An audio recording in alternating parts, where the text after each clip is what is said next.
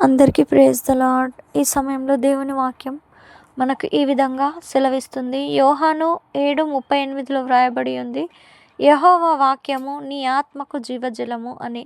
అవునండి, ఆయన యొక్క వాక్కు మనకు జీవజలం లాంటిది. ఎందుకంటే మనం ఈ శరీరంలో ఉన్నప్పుడు 3 పూటల తింటేనే మన శరీరానికి శక్తి, ఆరోగ్యం, బలం వస్తుంది కదూ.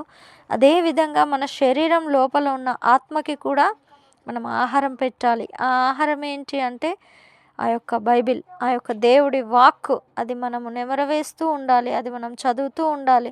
దాన్ని చదువుతున్నప్పుడు దేవుడు మనతో మాట్లాడతాడు. ఏ విధంగా జీవించాలి, ఇతరులతో ఏ విధంగా ఉండాలి, మన తోటి వారితో ఏ విధంగా ఉండాలి, మన పెద్దలతో ఏ విధంగా ఉండాలి, మన బోధకులతో మనం ఏ విధంగా జీవించాలి, ఆ యొక్క పరలోక రాజ్యానికి చేరడానికి గల అర్హతలు ఏంటి అనేవి ఆ యొక్క జీవ గ్రంథంలో వ్రాయబడి ఉన్నాయి. మరి అలాంటి దేవుడి వాక్కుని, ఆయన యొక్క హృదయాన్ని దేవుడు మన చేతిలో బైబిల్ రూపంలో పెట్టాడు.